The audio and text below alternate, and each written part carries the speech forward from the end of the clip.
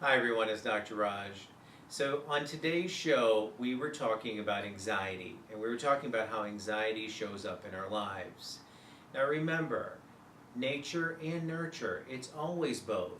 Some people have a very high or strong biological predisposition to panic disorder, for example, or to generalized anxiety. Now, with that set aside, I do want you to think about some psychological aspects of how anxiety ends up showing in your relationships, right? How does it show up?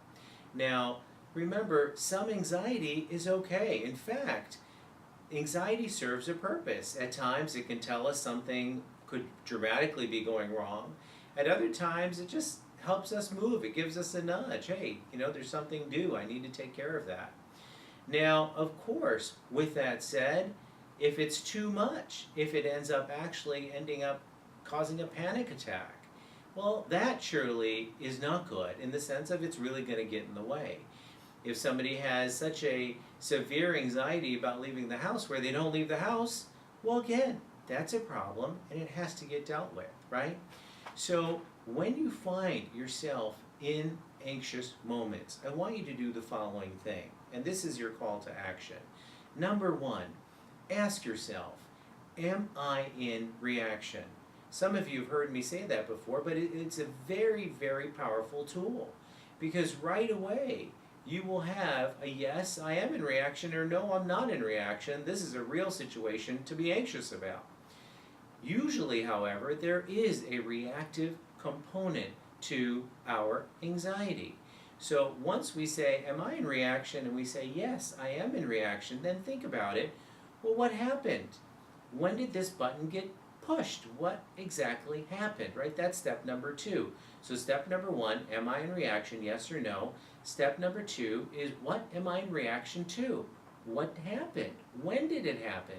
When do I remember starting to feel more anxious? So in step number three, you want to think about, now is this something I'm anxious about that did happen? Or maybe this is something you're anxious about that happened in the past, a week ago. Or a third situation would be that you're anxious about something that has yet to come, right? So what I want you to do is think about these three things when you find yourself in an anxious position. I also have an exercise for you. What I want you to do is I want you to think about a conversation that you've been meaning to have with somebody that you've been anxious about having, right? Now I guarantee you that that anxiety has been impacting the quality of that relationship. I know for myself, this situation was going on with somebody, and essentially I was avoiding that person, right?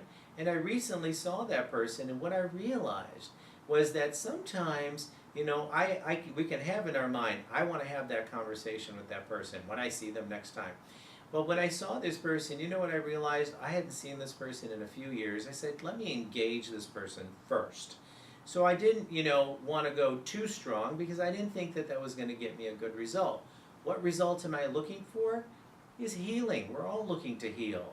And one of the ways we can heal is to resolve our past to-do list, something that has remained undone and that continues to take up energy in our mind, right? Because when we free that energy up now, that gives us, more resilience. It's like putting more gas in your gas tank, right? So think of a person that you've been that you've been avoiding having a conversation with and that you are willing to have a conversation with. Number two, always remember you want to have it in a safe environment. So if there's some safety issue there, I'm surely not suggesting go and enter that situation aggressively, right? You want to make sure that there's a sense of safety. And then think about maybe this is something that you just want to initially engage the person, re-engage, and then eventually have that conversation. Or maybe that very first time you engage that person, you say, hey, listen, I've been hanging on to something in the past and I want to heal from this and I want to let this go. And I'm not necessarily looking for, you to, analyze this with me, but I just want you to know that this is something that has been going on for me and I want to have a closer relationship with you, possibly. Or maybe you don't. Maybe this is just something that you want to resolve and move forward in your life. Whatever your intention might be, keep in mind your reactive stance. What you want to do is respond, not react, and challenge yourself and have that conversation with that person. I guarantee you, you will feel better. This is Dr. Raj saying, be well.